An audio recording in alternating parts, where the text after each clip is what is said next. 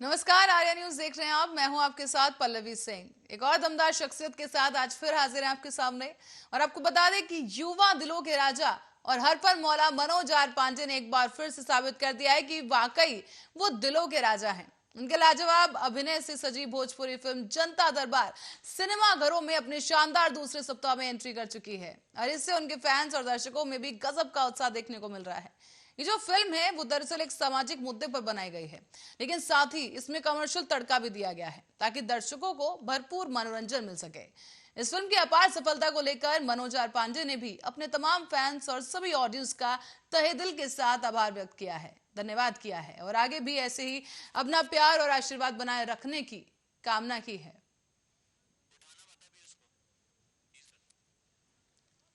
तो यहाँ आप देख सकते हैं कि वो खुद जनता के बीच पहुंचे और मनोज को देख के अपने बीच जनता काफी खुश और उत्साहित नजर आई है और ये चेहरे पर मनोज के भी काफी खुशी देखी जा रही है, क्योंकि जो रिस्पांस फिल्म को मिल रहा है उसे देखकर फिल्म के डायरेक्टर, निर्माता सभी बहुत ज्यादा खुश है।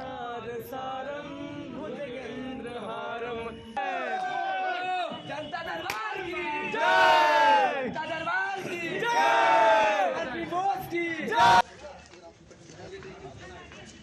जनता दरबार आएंगे तो अरे बोले रुक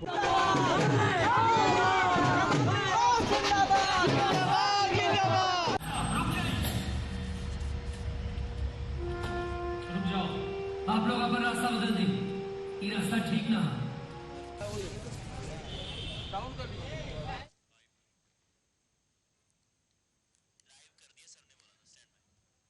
और इस गजब उत्साह के साथ ही अब बात करेंगे खुद मनोज आर पांडे से कि आखिर उन्हें अपनी इस फिल्म के बारे में कैसा लग रहा है। तो चलिए, हमारे साथ आज मौजूद हैं मनोज आर पांडे जी, तो उनसे ही बात करेंगे। मनोज जी, बहुत बहुत स्वागत आपका आर्या न्यूज पर।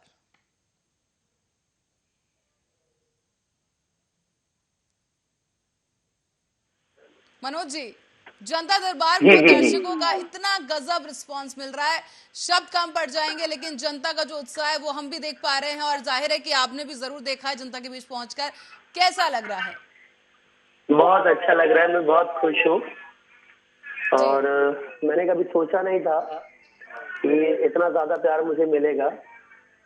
जनता मेरी फिल्म को, जनता फिल्म का नाम है जनता दरबार, और जनता के दरबार में मैं गया और जनता ने मुझे बहुत सारा प्यार दिया, बहुत सारा दुलार दिया। यहाँ पर हमने देखा है मैं इस ऋण से खुद को कभी मुक्त नहीं कर कर रहे हैं, जो पोस्टर्स लगे उनकी पूजा कर रहे हैं, कोई गंगा जल जिसको चढ़ा रहा है। कैसे, मतलब ये मान पाना मुश्किल है कि जनता ने इतना ज्यादा प्यार दिया है और आपका जो किरदार है लोग इतना ज्यादा पसंद कर रहे हैं, वाकई काबिले तारीफ है। सर, कैसा लग रहा है इस तरह का लोगों का जो जुनून है वो देखकर? बहुत अच्छा लग रहा है और आगे भी मैं कोशिश करूंगा कि जो भी किरदार मैं करूं वो लोगों के दिल दिमाग पे कुछ छाप छोड़ जाए और मेरे समाज और मेरी जो संस्कृति है, मेरे देश की जो संस्कृति है, मेरा कोई भी कदम मेरी संस्कृति और मेरे समाज के खिलाफ ना हो। तो मनोज जी, अपने किरदार के बारे में कुछ बताइए जिसके लिए लोग इतना पागल हो रहे हैं, थिएटर्स के बाहर इतनी लंबी लाइन लगी है लोगों की और आपकी फिल्म देखने के लिए लोग छुट्टी ले रहे हैं स्पेशली, और छुट्टी लेकर परिवार के साथ मूवी देखने जा रहे हैं। एक्चुअली वो जो किरदार है सिनेमा का, वो समाज के बीच के ही किसी एक इंसान का किरदार है और वो किरदार अहिंसा का पुजारी होता है।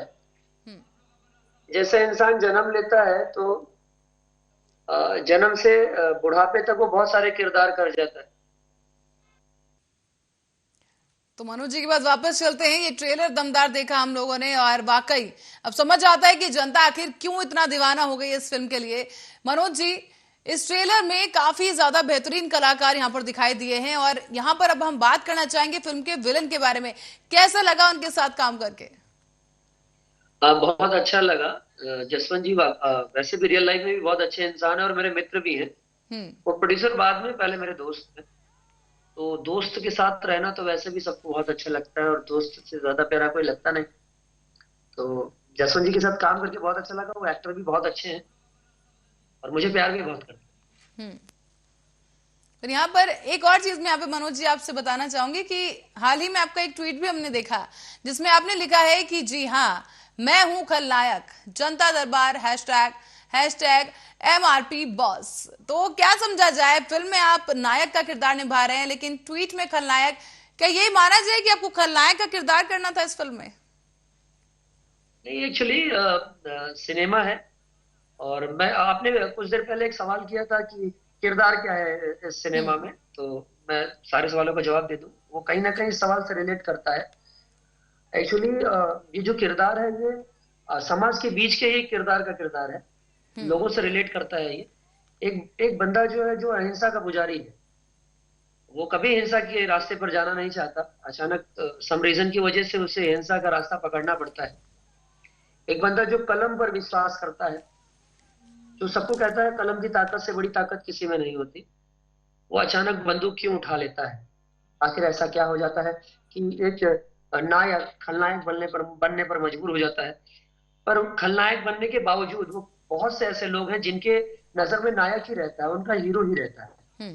तो खाली दाढ़ी बढ़ जाने से या बाल बड़े हो जाने से या बंदूक उठा लेने से कोई खलनायक नहीं हो जाता। जी बिल्कुल, यानी कि कई सारे शेड्स इस किरदार में जरूर देखने को मिल रहे हैं। जी। अब बंदूक उठाने वाला हर शख्स तो खलनायक नहीं ना होता। जी। अभी देखिए बॉर्डर पे हमारी सेना है, तो हमारी रक्षक है ना। वो हमारे लिए खलनायक थोड़े, वो तो हमारे लिए सबसे बड़े हीरो है, हमारे सुपरस्टार हैं। बिल्कुल। तो मनोज जी, मैं उनसे टीचर अपनी से तुलना नहीं कर एक रहा, क्योंकि नक्सली वो लोग आप इस रोल में जो बहुत है खोजने टीचर से हैं। एक नक्सली बनते हैं, तो वाकई कभी अगर जी। मनोज एक बतौर एक मनोज के हिसाब से अगर ऐसा कोई बड़ा फैसला आपको लेना पड़े कि कभी ऐसी परिस्थितियां कुछ आए कि जनता के लिए आपको कुछ करना है, कोई एक बड़ा निर्णय आपको लेना पड़े जिसमें आपको पूरा एक करियर शिफ्ट करना हो, तो क्या कर पाएंगे आप? हाँ, दोनों हाथ उठा के कहूंगा, मैं जरूर करूंगा। मैं दोनों हाथ उठाकर कहता हूँ कि जी। अगर मेरे समाज और मेरी संस्कृति के खिलाफ कोई भी जाएगा, तो उसके लिए मुझे जो भी कदम उठाना पड़ेगा, चाहे वो अपोजिशन वालों को अच्छा लगे या बुरा लगे, मैं अपने समाज और अपनी संस्कृति के लिए वो कदम जरूर उठाऊंगा। अपने देश के लिए वो कदम जरूर उठाऊंगा। चलिए, पर मनोज जी, क्योंकि इस फिल्म का एक सबसे बड़ा हिस्सा जो है वो जंगलों में भी शूट हुआ है, तो जंगल में वैसे ही एक जो भी एक्टर्स होते हैं अक्सर अपने किरदार में इतना ज्यादा खो जाते हैं कि उनके लिए वो किरदार से बाहर आ पाना एक बड़ी चुनौती बन जाता है, और उस किरदार में रहना भी एक किसी चुनौती से कम नहीं है। तो आपके लिए ये सफर कैसा रहा, जंगलों में वहां पर शूट करना और इस किरदार में खुद को ढाल लेना? एक्चुअली क्या है कि मेरी शुरुआत ही असिस्टेंट के तौर पर हुई थी, बतौर सहायक निर्देशक।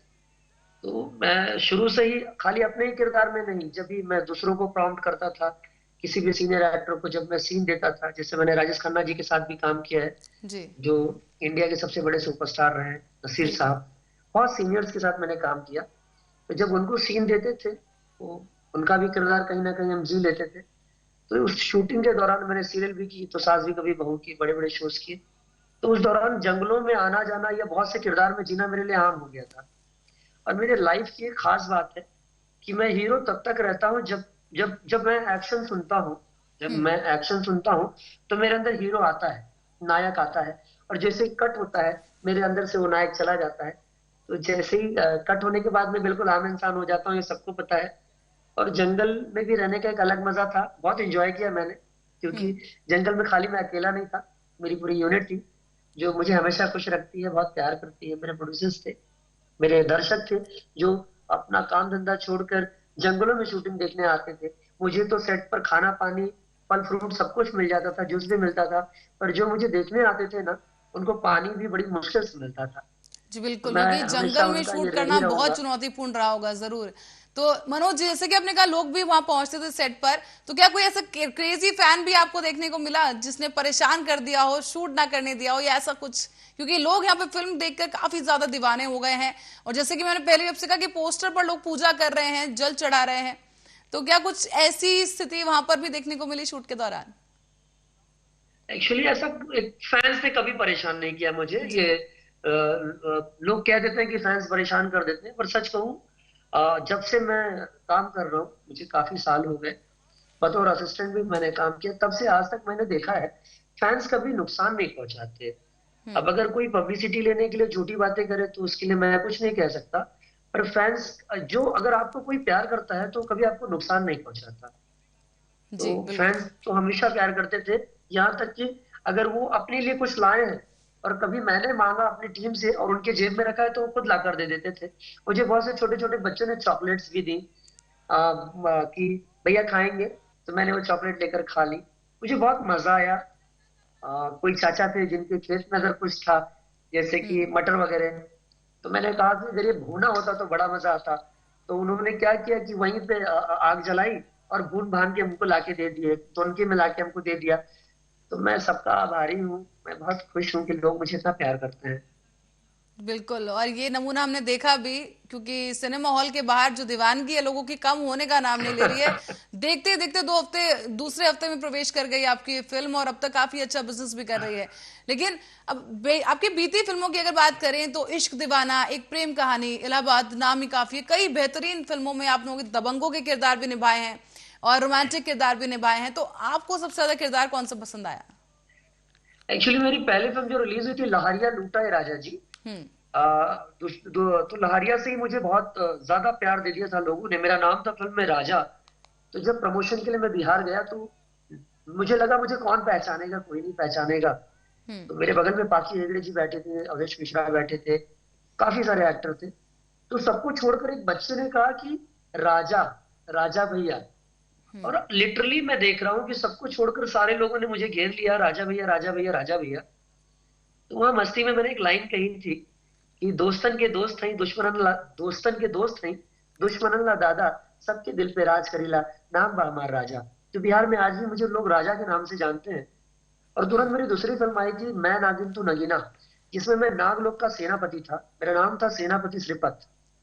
उस किरदार को लोगों ने इतना पसंद किया कि ये जो दूध या पूजा करने की जो बातें हैं, बिहार से ही स्टार्ट हो गई थी। जानकी स्थल, सीता मैया, पुनौरा धाम, मेरे ऊपर सीता मैया का बहुत बड़ा आशीर्वाद है, बहुत बड़ा आशीर्वाद है कि मुझे सीतामढ़ी ने ऐसे हाथों हाथ उठा लिया, जबकि दूर दूर तक सीतामढ़ी से मेरा कोई ताल्लुक नहीं था। जब मैं घर आया मैंने पापा से पूछा कि पापा, सीतामढ़ी में मुझे इतना प्यार क्यों करते हैं लोग, जबकि ना वो मेरा गांव है, ना मैं सीतामढ़ी में कभी गया। तो पापा ने कहा कि अरे कैसे नहीं गए हो आप, हम अवधवासी हैं बेटा, हम अयोध्या धाम से हैं। और सीता मैया वो तो तुम्हारा ननियाउर है, ननिहाल है तुम्हारा, तो नानी का घर है।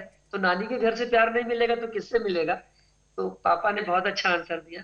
मेरे फादर डॉक्टर हैं, डॉक्टर जी। थे, अब नहीं है पापा दुनिया में। पर पापा ने जो आंसर दिया था वो कहीं ना कहीं दिल को छू गया था।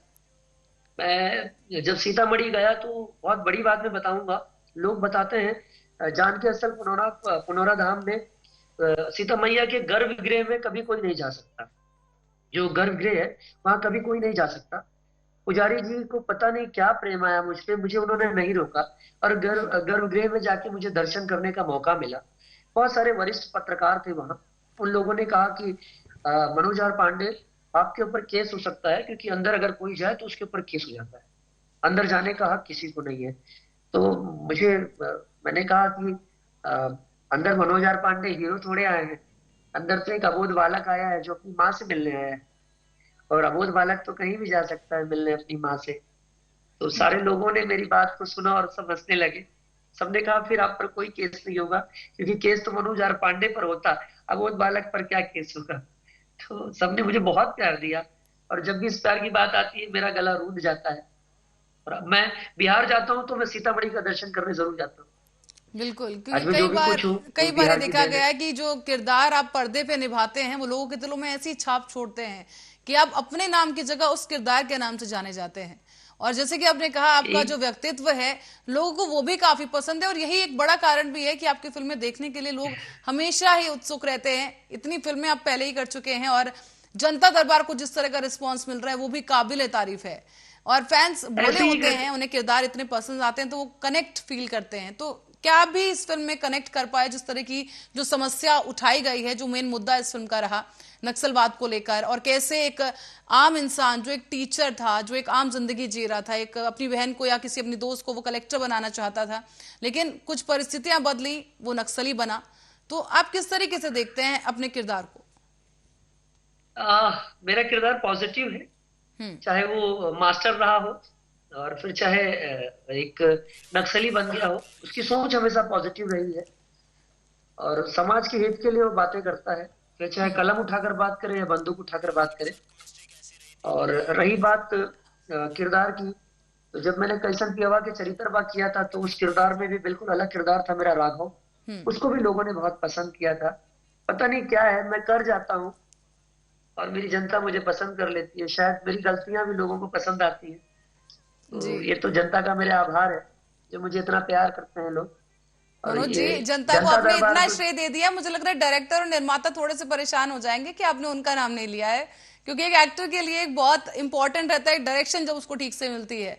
तो आप अपने फिल्म के डायरेक्टर्स के लिए कुछ कहना चाहेंगे कि किस तरह की केमिस्ट्री आपकी डायरेक्टर्स के साथ रही? सब मुझे बहुत प्यार करते हैं, चाहे डायरेक्टर हो, चाहे प्रोड्यूसर हो, चाहे मेरे कैमरामैन हो, चाहे मेरे आर्ट डायरेक्टर हो, लाइट मैन हो, जितने भी टेक्नीशियन है, स्पॉट बॉय हो, सब मुझे बहुत प्यार करते हैं। और एक्चुअली क्या है, मैं सबको नाम से जानता हूँ। जी तो कभी मुझे उनके डिपार्टमेंट का नाम लेने की जरूरत नहीं पड़ती, चाहे एक छोटा सा स्पॉट बॉय भी क्यों ना हो, मुझे उसका नाम याद हो जाता है। मम्मी मुझे बादाम बहुत खिलाती है, तो मुझे मेरी मेमोरी बहुत शार्प है, इसलिए मुझे सबका नाम याद हो जाता है। तो मुझे कभी ये फील ही नहीं आता कि वो इस डिपार्टमेंट में है या उस डिपार्टमेंट में है। मुझे कोई भी काम होता है तो मैं उनको, किसी को भी अगर मैं कह दूं, भले वो उसका डिपार्टमेंट भी नहीं है, तो मेरी बात कोई नहीं काटते। सेट पर तो बहुत बार ऐसे हुआ है कि एक्टरों के लिए छतरी लगती है, पर अगर धूप है तो मेरे लाइटमैन जो है वो मेरे लिए रिफ्लेक्टर लगा देते हैं। वो स्पेशल रिफ्लेक्टर खोल कर लगा देते हैं। हीरोइन का नाम नहीं लूंगा, पर हीरोइनों ने इसके पहले भी कई शूटिंग में हीरोइनों ने कहा भी कि दादा उनके लिए रिफ्लेक्टर लगाया, मेरे लिए क्यों नहीं लगाया। तो उन्होंने कहा कि आप दादा नहीं ना है, वो आप भैया नहीं ना है, आप भैया होते तो आपके लिए भी लग जाता। तो मैं हंसकर और हाथ जोड़कर रह जाता हूँ। चलिए, यानी कि ठीक है, हीरोइंस कहीं ना कहीं आपसे कॉम्प्लेक्स कर रही होंगी जरूर। तो और आपने बात कर ही दी ऐसा है, तो नहीं। चलिए हीरोइन के साथ अपनी केमिस्ट्री की भी बता दीजिए कि क्या लगा आपको, कि जिस तरीके से फिल्म में काफी ज्यादा अभिनेत्री अब यहाँ पर हमने देखने को मिली है, सबसे ज्यादा केमिस्ट्री आपने किसके साथ एंजॉय की? सबके साथ किया है, पर इतना कहूंगा कि अगर हीरोइन के साथ या किसी अगर अन्य किरदारों के साथ अगर मेरी केमिस्ट्री अच्छी नहीं होती तो शायद मेरे सीन्स अच्छे नहीं होते। तो बिल्कुल। सबके साथ मेरी केमिस्ट्री बहुत अच्छी रही है। और मैं किसी के साथ भी सीन करता हूँ तो वो भी बड़ा एंजॉय करते हैं। उनका, लोगों का ये तक कहना होता है कि अगर मनोज जी के साथ सीन होता है तो वो सीन पता नहीं क्यों बहुत अच्छा हो जाता है। तो मैं क्या समझू इसको पता नहीं। तो मेरे साथ भी ऐसा है कि अगर मेरे साथ जितने अच्छे एक्टर आते हैं तो मेरा सीन और अच्छा हो जाता है। बहुत से लोग तो ये कहते हैं कि मनोज जी बाली है क्या, कि अगर कोई अच्छा एक्टर आता है तो मनोज जी का सीन और उड़ जाता है। तो ऐसा तो नहीं, मनोज जी उसकी उसकी चीजें अपने अंदर इन बिल्ड कर लेते हैं। मैंने बोला पता नहीं, भगवान जाने लीजिए, हमको नहीं पता। चलिए, पर मनोज जी, जिस तरीके से फिल्म को शूट करते हुए कई चुनौतियां भी आती हैं एक्टर्स के सामने, तो क्या कुछ ऐसा भी आपने सामने फेस किया कि कोई ऐसी परिस्थिति हो कि आपको लगा हो कि अब क्या होगा, अब किस तरह से शूट होगा? कई तरह की परेशानियां हो जाती हैं। क्लाइमेट की बात अगर की जाए या इस तरह की कोई, और क्योंकि इस फिल्म का बड़ा हिस्सा जंगल में भी शूट हुआ है, तो वहां पर जो सेटअप करना था वो कितना मुश्किल रहा, वहां पर अभिनय करना कितना मुश्किल रहा? एक्चुअली थोड़ी सी मुश्किल हुई थी हम्म। कि मैं टाइम का पंक्चुअल हूँ, टाइम पर उठता हूँ। तो मैं अगर 7 का कॉल टाइम हो तो मैं 7 बजे ही उठ जाता हूँ। और इंडस्ट्री जानती है कि मैं कॉल टाइम का बहुत पक्का हूँ। लाइक जैसे अक्षय कुमार जी हैं, वो सुबह काम करना बहुत पसंद करते हैं, मैं भी बहुत पसंद करता हूँ। मैं बस कहने ही लगी मैं थी कि आप यानी कि भोजपुरी इंडस्ट्री के अक्षय कुमार हैं, जो बिल्कुल टाइम के पाबंद है। एक्चुअली क्या है कि पापा डॉक्टर है ना, डॉक्टर हम्म। है। तो जी और मैं जिम्नास्टिक करता हूँ, स्पोर्ट्समैन हूँ, एक अच्छा बॉक्सर हूँ।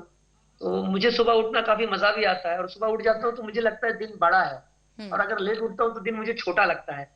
और रात में जग जाओ तो 2-4 दिन खराब लगता है, चेहरे पर वो ताजगी नहीं मिलती, वो फ्रेशनेस नहीं मिलती। तो क्या तो आपको मैं भी सुबह टीम उठता की हूँ। तरफ से क्रिटिसिज्म झेलना पड़ता है कि अरे जल्दी उठा दिया, या आपकी वजह से जल्दी उठना पड़ गया? हाँ, ये बहुत झेलना, ये तो मुझे बहुत सारे सीनियर एक्टर भी मुझे ताने दे देते हैं। मैं हम्म। बोल रहा हूँ तो अभी जब हम आपके सामने बोल रहे हैं, अगर वो सुनेंगे तो वो कहेंगे जरूर हमारे लिए बोला है। तो वो मुझे कहते थे यार आप स्टार हो यार, आप सुपरस्टार हो यार, आप इतनी जल्दी कैसे उठ सकते हो, थोड़ा स्टारडम रखो, ये रखो वो रखो। तो मैंने कहा अगर स्टारडम की पहली कड़ी ये है यार तो मैं स्टार नहीं हूँ यार, मैं, मुझे आप बेकार ही समझ लो। और मेरी प्रॉब्लम है कि मेरे पीछे भी अगर कोई बैक बैटिंग करे कि यार बंदे को 7 का कॉल टाइम दिया और वो लेट हो गया, तो वो मैं नहीं चाहूंगा। मैं नहीं चाहता कि मेरे लिए कोई भी अपशब्द यूज करे। और जब बंदे को मैंने वादा किया है, एक इंसान अगर अपनी जबान की वैल्यू नहीं करेगा तो मुझे लगता है समाज उसकी वैल्यू नहीं करेगा। तो हर जी एक्टरों को बिल्कुल। चाहिए कि वो अगर कमिट करते हैं कि कल सुबह मैं आ जाऊंगा तो अपने कमिटमेंट पर पक्के उतरे और समय पर आए, उससे प्रोड्यूसर के भी 4 पैसे बचते हैं, डायरेक्टर भी अपनी क्रिएटिविटी दिखा सकता है, क्योंकि हर फिल्म का एक शेड्यूल होता है, इतने दिन में सिनेमा बनना है, इतना बजट है, इतने में कंप्लीट करना है। तो अगर सब सहयोग करेंगे तो सिनेमा अच्छा बनेगा, उसकी क्वालिटी अच्छी होगी। और वैसे भी टॉप सन में शूटिंग करना अच्छी बात नहीं होती। सुबह गोल्ड लाइट आती है, और सनसाई और मूनसाई से बड़ा लाइट कोई नहीं होता, उसका नाम मैंने रखा है। जैसे सनलाइट को मैंने सनसाई कहा है और मूनलाइट को मैंने मूनसाई कहा है। तो सुबह की जो गोल्ड लाइट होती है, आमिर खान साहब भी उसी में शूट करना पसंद करते हैं। देखिए क्वालिटी कितनी प्यारी होती है। जी आप मोबाइल है, आप सबके पास मोबाइल है, आप सुबह गोल्ड लाइट में एक फोटो खींच कर देखिए, आपको पता चल जाएगा। नॉर्मल मोबाइल पर भी आपको एक ब्रांडेड फोन वाली क्वालिटी मिलेगी। तो मनोज जी, अब ये भी मैं आपसे पूछना चाहूंगी कि जिस तरीके से यहाँ पर रिस्पांस तो हमने देखा है कि पब्लिक काफी आपके जो है अभिनय की तारीफ कर रही है, आने वाले समय में और कौन सी मूवीज हैं जो पाइपलाइन में हैं? अभी मेरी फिल्म आ रही है 16 शबनम 2। हम्म। वो फिल्म भी बहुत अच्छी फिल्म है। एक सुपरस्टार की कहानी है, एक ऐसे जी सुपरस्टार की कहानी है जिसको देखकर एक मुर्दे में भी जान आ जाएगी। हम्म। मतलब एक इंसान जो पूरी तरह टूट चुका है वो फिर से जीने की सोच लेगा। मेरे पापा एक गाना मुझे सुनाया करते थे कि जीवन चलने का नाम, चलते रहो सुबह शाम, एक ना एक दिन कट जाएगी जीवन की ये शाम। या चलिए एक और बिल्कुल, कहते हम थे भी यही उम्मीद कि करते हैं गाड़ी कि आपकी बुलाए। आने वाली फिल्म और ये फिल्म और भी ज्यादा अच्छा बिजनेस करे और आने वाली सभी फिल्में बहुत बेहतरीन ब्लॉकबस्टर साबित हो। लेकिन इससे पहले मनोज जी की मैं आपको अलविदा कहूं, मैं चाहूंगी एक डायलॉग फिल्म से जरूर हो जाए दर्शकों के लिए, उनके राजा भैया की तरफ से, इस फिल्म में जो आपका किरदार है उससे जुड़ा हुआ। इस फिल्म में तो सारे डायलॉग में क्या है, कोई बड़ा नेचुरल किरदार है। हम्म। और इतना ही कहूंगा, सब पढ़ेंगे सब बढ़ेंगे। नहीं नहीं, डिप्लोमेटिक शिक्षा नहीं, एक थोड़ा ऐसी सा चीज है। बेहतरीन सा कोई डायलॉग जिसमें बिल्कुल वो जो आपने नक्सली का कैरेक्टर किया है उसमें कोई ऐसा किरदार जो बिल्कुल दबंगई वाला कोई ऐसा डायलॉग हो, क्योंकि फैंस को बहुत पसंद आते हैं एक्शन वर्क के डायलॉग जो होते हैं, और खासतौर पर आप जब डायलॉग डिलीवरी करते हैं वाकई उस काबिल तारीफ है। एक्चुअली एक सीन है जहां पर हीरोइन मुझसे कहती है कि उस फौजी को तुमने मरने क्यों नहीं दिया। ठीक है, तो तुम्हारे अंदर कायरता आ गई थी। तो बोलता है कि अगर मेरे अंदर एक बार इंसानियत की कहता है कि एक बार हमारे अंदर इंसानियत की भावना का जाग गई, मानो गुनाह हो गई। तो कहता है, तो बोलता है ऐसा क्या देख लिया तुमने उसमें। तो वो कहता है कि मैंने उसके अंदर वो देखा है, मैंने उसके डायलॉग एक्चुअली मुझे मैं प्रॉपर उतना वो नहीं है, बाय हार्ट नहीं है, जी क्योंकि पर सिनेमा में कमाल की ताली बजती है उसपे जब वो कहता है कि मुझे उसके अंदर एक मेरे देश का जवान दिखा नजर आ गया, जो मेरे देश के लिए कुछ भी करने को तैयार रहता है। उस नक्सली का ये कहना है कि कुछ भी हो, मैं अपने हाथों से अपने देश के जवानों का खून नहीं बहा सकता। तो जी बिल्कुल। वो बहुत कमाल का है। मैं खुद उस किरदार से प्यार करने लगा जब ये डायलॉग मैंने पढ़ा कि कहीं ना कहीं वो कह रहा कि मैं अपने हाथों से अपने जवानों का खून नहीं बहा सकता। चलिए बिल्कुल Manoj ji, all the best आपकी इस फिल्म के लिए भी और आने वाली बाकी सभी फिल्मों के लिए, और बहुत बहुत धन्यवाद आपका हमारे साथ जुड़ने के लिए।